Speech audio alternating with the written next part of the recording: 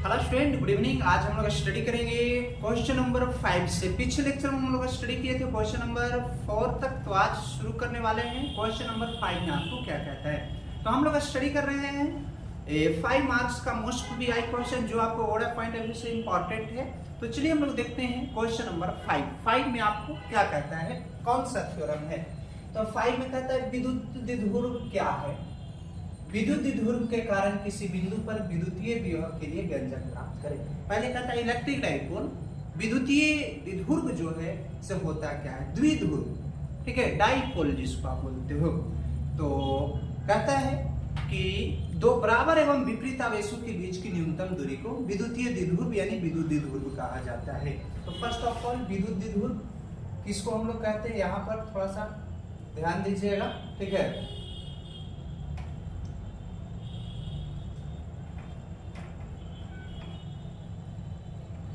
तो first of all आपको क्या कह रहा है यहाँ पर, विद्युतीय द्विध्रुव। कहता है दो बराबर एवं विपरीत आवेशों के बीच की न्यूनतम दूरी को विद्युतीय द्विध्रुव कहते हैं। कहता है दो बराबर एवं विपरीत आवेश, जैसे एक माइनस आवेश और एक क्या है, प्लस आवेश, एक नेगेटिव चार्ज और एक पॉजिटिव चार्ज है। दोनों के बीच के डिस्टेंस आपको कितना है, तो 2a या 2l भी कर सकते हो। बीच में क्या है, इसका मिड पॉइंट आपको O है।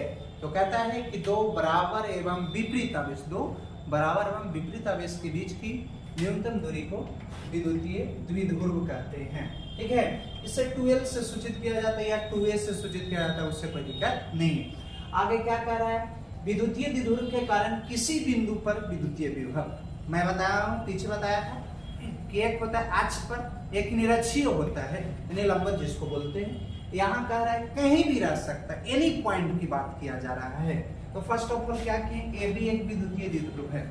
माना कि AB एक विद्युतीय द्विध्रुव है जिसकी लंबाई 2l, मध्य बिंदु O है।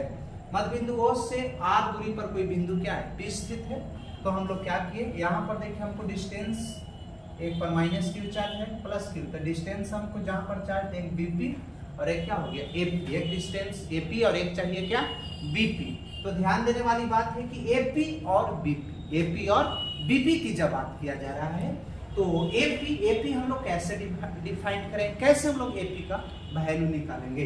अब यहाँ पर ध्यान दीजिएगा, तो हम लोग तो AP निकालना होगा और फिर क्या निकालना होगा, BP। उस बात को वहीं पर हम लोग छोड़ते हैं, आगे चलते हैं। पहले माना कि AB एक विद्युतीय द्विध्रुव है, मान के चले कि AB ऐसे क्या है, विद्युतीय द्विध्रुव है जिसकी लंबाई 2l एवं मध्य बिंदु O है। मध्य बिंदु O से r दूरी पर एक बिंदु P स्थित है जहां हम विद्युतीय विभव के लिए व्यंजक प्राप्त करना। कह रहा है कि माना कि AB एक विद्युतीय द्विध्रुव है जिसकी लंबाई 2l एवं मध्य बिंदु O है। मध्य बिंदु O से r दूरी पर एक बिंदु P स्थित, वहीं पर हम लोग बिंदु पर क्या निकालना है, विद्युतीय विभव। तो वही देखिए हम लोग को एक AP मालूम होना चाहिए और एक BP। कहता है AP PM के लगभग बराबर है और NP किसके बराबर है, AP, यानी जो थोड़ा सा देखिए अधिक है वो बराबर है, तो थोड़ा सा कम वाला भी तो बराबर हो सकता है, ठीक है। यानी कहने का मतलब एक में अधिक है तो बराबर है, तो थोड़ा सा एक में कम है वो भी बराबर होगा, लगभग में बराबर है।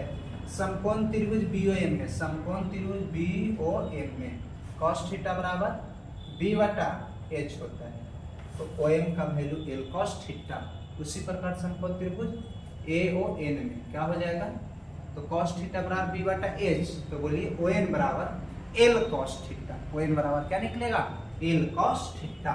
अब यहाँ पर ध्यान दीजिएगा, एक आपको BP निकल गया और एक क्या निकल गया, हमको निकालना है AP। तो देखिए तो PM देखिए किधर है, PM BP के बराबर होता है। PM बराबर पूरा देखो तो PM, तो OP प्लस कितना OM, तो OP प्लस OM का वैल्यू क्या, BP और PM बराबर है ना, तो क्या हो गया, BP बराबर R plus L cos theta, ठीक है। उसी प्रकार AP का वैल्यू निकल गया R minus L cos theta, यानी हम लोग को जहां पर आवेश रहेगा उसका डिस्टेंस निकालना है, ठीक है। आप क्या करेंगे, एक बार प्लस Q आवेश के कारण विद्युतीय विभव और एक बार माइनस Q आवेश के कारण विद्युतीय विभव।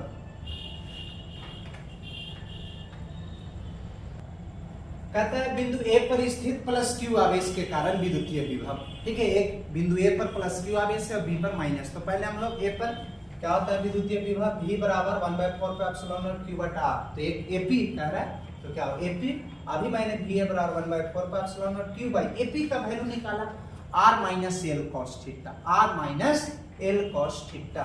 बिंदु बी पर स्थित माइनस क्यू आवेश के कारण विद्युतीय विभव, ठीक है, V बराबर 1/4 pi epsilon not minus Q by BP, ठीक है, बीपी का value R plus L cos theta, R plus L cos theta की बात किया जा रहा है। यानी परिणामी विद्युतीय विभव V बराबर क्या हो जाएगा, VA प्लस VB, एक A पर निकाले यानी प्लस क्यू आवेश के कारण और एक बार माइनस क्यू आवेश के कारण। अब दोनों को आपस में जोड़ देंगे परिणामी, देखिए ये वाला वैल्यू है B वाला, दोनों 1/4 पाई एप्सिलॉन नॉट मिल रहा है ना, कॉमन लिए Q भी मिल रहा है, तो पहले इसको लिख दिया प्लस माइनस माइनस, पहले प्लस वाला को लिख दिए, एलसीएम ले रहे हैं, पहले प्लस वाला को उसके बाद माइनस को, तो प्लस माइनस माइनस और माइनस माइनस प्लस कैंसिल हो जाएगा। L cos theta L cos theta 2l cos theta, q into 2l को p कहते हैं, आवेश तथा द्विध्रुव की लंबाई को हम घूर्ण कहते हैं, यानी p बराबर q इंटू 2 कॉस थीटा। ये नीचे जैसे वैसा ही कहता है, यदि r जो है से l से बड़ा है तो छोटा वाला को निगलेक्टेड करके चलते हैं, उसका वैल्यू 0, ये पूरा 0 हो जाएगा। यानी आपसे पूछेगा कि जब कोई बिंदु विद्युतीय द्विध्रुव के किसी बिंदु पर स्थित रहेगा तो विद्युतीय विभव के लिए क्या सूत्र होता है, क्या व्यंजक होता है, तो V बराबर 1/4 pi epsilon not P cos theta by r square, ये आपको डेरिवेशन।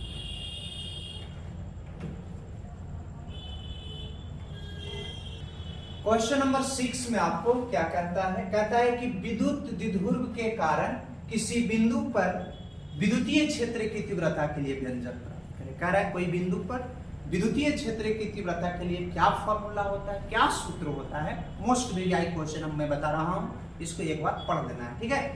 कहता है पहले यहाँ पर मैं क्या किया, तो एक डायग्राम का निर्माण किया, ठीक है। कोई आपको ये भी है से क्या है, विद्युतीय द्विध्रुव है जिसकी लंबाई 2 है, मध्य बिंदु O से r दूरी पर एक बिंदु P स्थित है, ठीक है। मैंने एक डायग्राम बनाया, ये द्विध्रुव को दो कंपोनेंट्स में आपको डिवाइड किया जा रहा है, P sin थीटा और P cos थीटा, ठीक है। अब यहाँ पर देखिए तो वही कहता है कि माना कि AB एक विद्युतीय द्विध्रुव है, मान के चलेंगे कि AB एक विद्युतीय द्विध्रुव है जिसकी लंबाई 2l, जिसकी लंबाई कितना होता है 2l, मध्य बिंदु O है, ठीक है। मध्य बिंदु O से r दूरी पर कोई बिंदु P स्थित है, मध्य बिंदु O से r दूरी पर एक बिंदु क्या स्थित है, P स्थित है, ठीक है, जहां विद्युतीय क्षेत्र की तीव्रता के लिए व्यंजक प्राप्त करना है, क्या निकालना है, व्यंजक प्राप्त करना है, ठीक है। अब कहता है यदि विद्युतीय द्विध्रुवाघूर्ण P को, विद्युतीय द्विध्रुवाघूर्ण P को दो कंपोनेंट्स में डिवाइड किया जा रहा है, दो घटक में भागत में, इसमें दो घटक में विभाजित किया जा रहा है, P sin थीटा और P cos थीटा, एक अक्षीय और एक निरक्षीय, ठीक है। P sin theta P cos theta में विभाजित किया जाता है। तो कहता है अक्षीय स्थिति में उत्पन्न विद्युतीय क्षेत्र E बराबर 1/4 pi epsilon not 2P by r³ होता है अक्ष में, और अक्ष के साथ आपको पता है कि cos थीटा लगता है, अक्ष के साथ क्या लगता है, तो E1 बराबर 1/4 pi epsilon not 2P cos theta by r³, ये अक्षीय स्थिति में उत्पन्न विद्युतीय क्षेत्र हो गया। अब क्या कहता है, निरक्षीय स्थिति में उत्पन्न विद्युतीय क्षेत्र E2 बराबर 1/4 pi epsilon not P sin theta by r³, ठीक है, P sin theta by r³। यहाँ पर देखिए एक मैंने बताया लंबवत में साइन और अक्ष में cos का यूज किया जाता है, ठीक है। एक E1 निकल गया और एक E2, एक अक्षीय निकला और एक निरक्षीय, ठीक है। अब देखिए हमको निकालना है रिजल्टेंट, तो कर्ण के काम करेगा ना, तो कर्ण स्क्वायर बराबर लंबा स्क्वायर प्लस आधार स्क्वायर, यानी E स्क्वायर बराबर E1 का स्क्वायर, ये जब E1 है ये भी कितना हो जाएगा, E1 हो जाएगा, ठीक है। यानी कर्ण स्क्वायर बराबर लंबा स्क्वायर प्लस आधार स्क्वायर, यानी E स्क्वायर बराबर E1 का स्क्वायर प्लस E2 का स्क्वायर।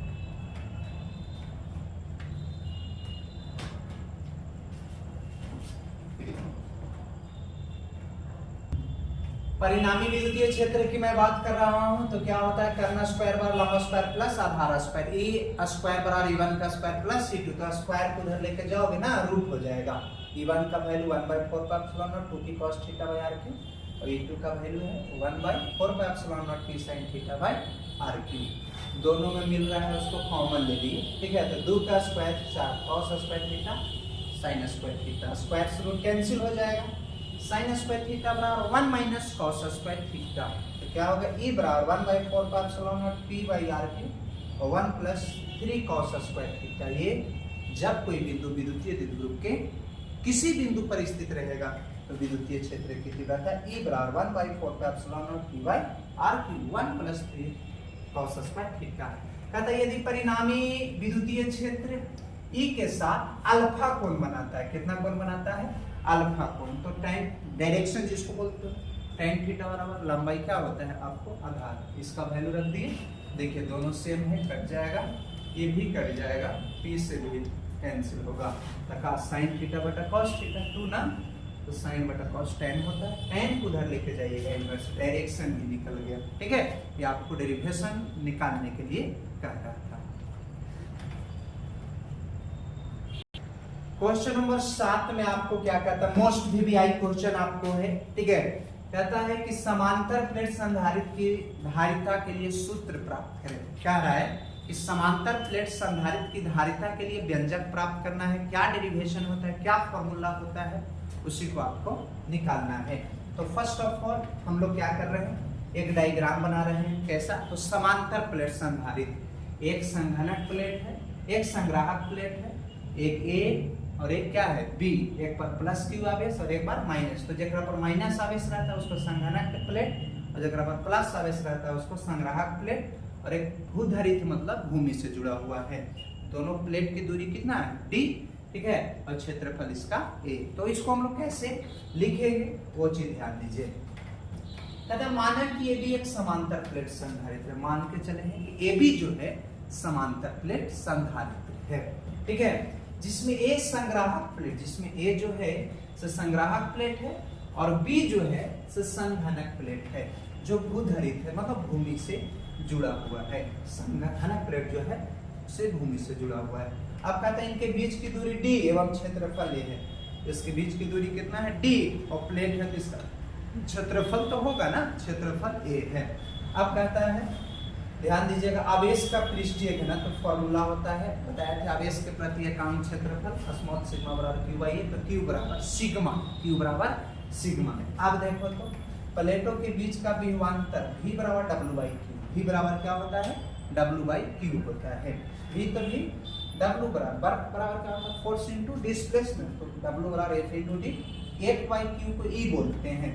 प्लेटों के बीच विद्युतीय क्षेत्र E बराबर small sigma by epsilon not. मैं पीछे बताया हूँ कि प्लेटों के बीच की विद्युतीय क्षेत्र क्या होता है, E बराबर small sigma by epsilon not. E के जगह पर एक वैल्यू रिप्लेस कर देंगे, ठीक है।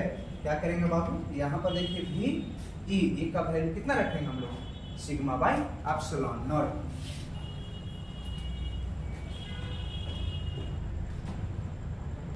कहता है कि v का वैल्यू तो क्या हो जाएगा, मैंने E का वैल्यू रखा small sigma by epsilon not, तो v बराबर आपको निकल गया कितना, तो small sigma into d by epsilon not. कह रहा है यदि संधारित्र की धारिता c हो, यदि संधारित्र की धारिता कितना है c है, तो उस स्थिति में क्या होगा, c बराबर q बाय v, c बराबर कितना होता है q बाय v, तो c तो c और q का value small sigma a, v बराबर देखिए वैल्यू है रख दिया ना, ये दोनों सेम है ना, कट जाएगा, ये भागा दे ऊपर जाके क्या गुना, तो आपसे कहेगा कि समांतर प्लेट संधारित्र की धारिता, तो क्या बताओगे C बराबर एप्सिलॉन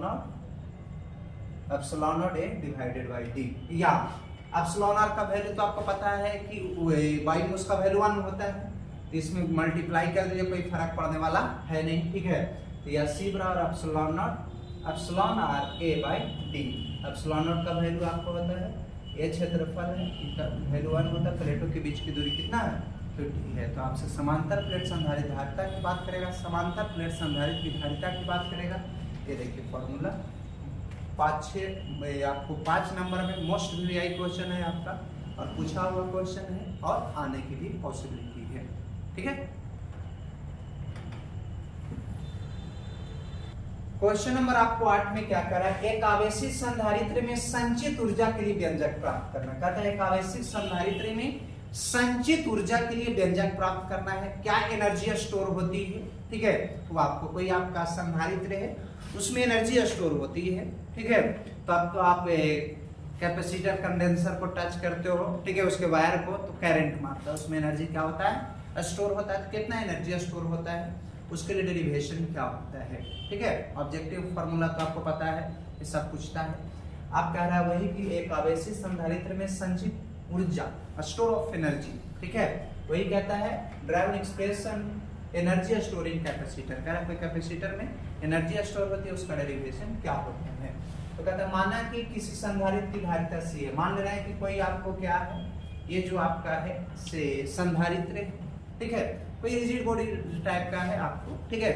तो कोई संधारित्र आपको है जिसकी कैपेसिटी सी, आवेश Q है, इस पर अल्फा आवेश dQ दिया जा रहा है। तो वही कहता है माना कि किसी संधारित्र की धारिता कितना है C एवं आवेश प्लस Q हो तो विद्युतीय विभव, ठीक है। तो आवेश Q है तो विद्युतीय विभव V बराबर Q बाई C होता है। विभव क्या होता है, V बराबर Q बाई C। यदि अल्प आवेश dQ दिया जा रहा है, अल्प आवेश हम लोग बाहर से कितना दे रहे हैं, dQ दे रहे हैं, ठीक है। तो किया गया कार्य, तो कार्य dW बराबर V इंटू कितना होता है, dQ। dW बराबर V का वैल्यू कितना होता है, तो Q बाई C, V बराबर Q बाई कितना C इंटू dQ। किया गया कुल कार्य, ठीक है, किया गया कुल कार्य। तो dW का इंटीग्रेशन पता है कि W होता है dW, और dW का वैल्यू कितना है Q by C into dQ, Q by C into dQ। C को बाहर कर देना, पावर में एक जोड़, तो ऊपर भी 2 और नीचे भी 2, upper limit minus lower limit, तो W बराबर U, यानी कार्य और ऊर्जा दोनों बराबर, क्योंकि जब तक वर्क डन नहीं होगा, कार्य नहीं होगा, तो एनर्जी मिलेगा कहां से। तो वही कहता है कार्य और ऊर्जा बराबर होता है U बराबर W, U बराबर Q स्क्वायर बाई कितना, तो C भी ऊर्जा है। जानते हैं कि Q बराबर C भी होता है, Q बराबर कितना होता है C भी, तो C स्क्वायर भी स्क्वायर हो जाएगा ना, तो ये कैंसिल होगा, देखिए वो C से C कैंसिल हो जाएगा, तो U बराबर 1/2 C भी स्क्वायर। आपसे कहेगा कि कोई संधारित्र है उसमें संचित ऊर्जा क्या होगा, उसमें एनर्जी कितना स्टोर होगा, तो U बराबर 1/2 CV स्क्वायर, यही डेरिवेशन है।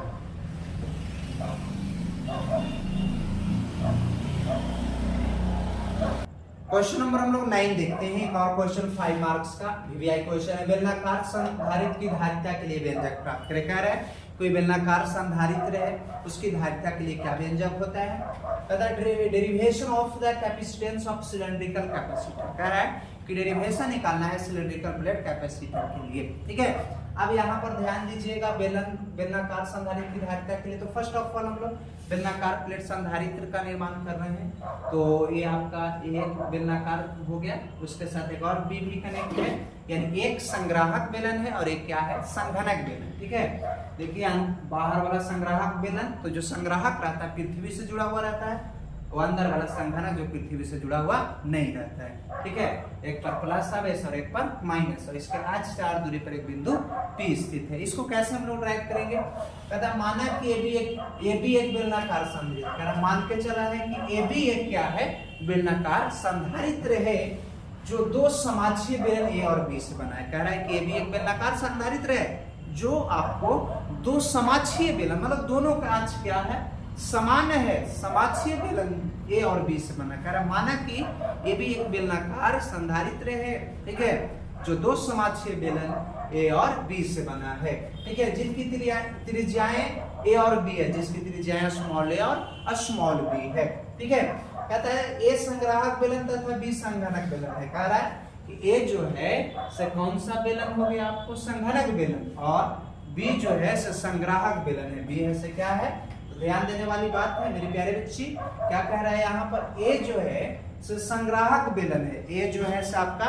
संग्राहक बेलन है। आपको पता होना चाहिए कि वैसा बेलन जो आपको अर्थ से कनेक्ट रहता है, ठीक है। तो अंदर वाला आपको क्या हो गया, अंदर वाला जो आपको बेलन जो है, ठीक है, क्या कहता है, ए संग्राहक बेलन है। ए जो है से क्या है आपका संग्राहक बेलन, ठीक है। तो जो पृथ्वी से जुड़ा हुआ रहता है, ठीक है, ध्यान दीजिएगा यहाँ पर थोड़ा सा गलत लिखा गया है, ठीक है।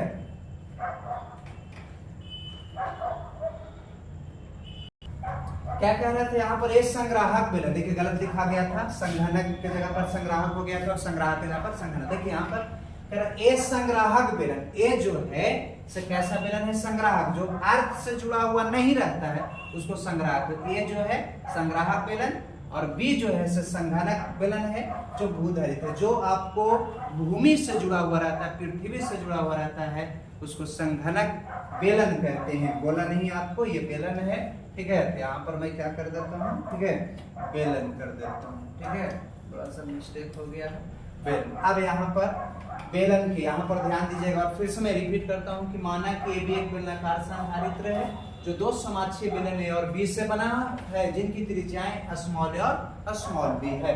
ए संग्राहक बेलन तथा बी संघनक बेलन है जो भूधरित है, भूमि से जुड़ा हुआ है, ठीक है, अर्थ से कनेक्ट किया हुआ है। कह रहा है बेलन के अक्ष से आर दूरी पर स्थित बिंदु, ठीक है, पी पर विद्युतीय क्षेत्र की तीव्रता, या अक्ष से आर दूरी पर एक बिंदु पी है तो विद्युतीय क्षेत्र की तीव्रता आप लोग को मैं बताया हूं पीछे, ठीक है, क्या होता है, E बराबर 1/2 पाई एप्सिलॉन नॉट लैम्डा बाई कितना होता है, R होता है, ठीक है। ये आपका विद्युतीय क्षेत्र की तीव्रता हो गया बेलन के अक्ष से R दूरी पर। कहते हैं हम लोग जानते हैं, आगे क्या कहता है, हम लोग जानते हैं, क्या जानते हैं, E बराबर माइनस dv बाई dr, ठीक है। हम लोग E और V के बीच रिलेशन जानते हैं, E और V के बीच संबंध होता है कि E बराबर क्या होता है, minus dv by dr, cross multiplication तो माइनस dv बराबर E इंटू dr। E का देखिए वैल्यू अभी निकाले 1/2 पाई epsilon not lambda by r। कहता है समाकलन करने पर, मैथ में आप लोग पढ़े होंगे समाकलन, जब टोटल वैल्यू निकालते हैं तो समाकलन करते हैं तो dv का इंटीग्रेशन आपको पता है कि v होता है, dv का इंटीग्रेशन क्या होता है तो v होता है, ठीक है। अब लिमिट लगाए a से b, चूंकि एक का त्रिज्या स्मॉल है और एक का त्रिज्या क्या है आपको स्मॉल b है, तो a से लेके क्या हो गया b। देखिए तो dv का इंटीग्रेशन भी और कांस्टेंट को बाहर कर दिया 1/r यानी 1/x का log x होता है ना, तो देखिए dv का भी upper limit minus lower limit, जैसे देखो 1/x का log x तो 1/r का log, ठीक है। अब आपको क्या हो गया, माइनस से गुना कीजिए, माइनस वाला प्लस में और प्लस वाला माइनस में हो जाएगा, ठीक है। लॉग जब लगा हुआ रहता है upper limit minus lower limit और लॉग लगा हुआ रहता है घटाव में जब रहता है तो कहाँ जाता है भागा में, और a भी ए माइनस बी भी विभवांतर, ठीक है, भी ए बी हो जाएगा lambda by 2 pi epsilon naught log base e B by A. करे यदि संधारित्र की धारिता c है, संधारित्र की धारिता कितना है c जब है तो c बराबर कितना होता है, बोलो q बाई v होता है।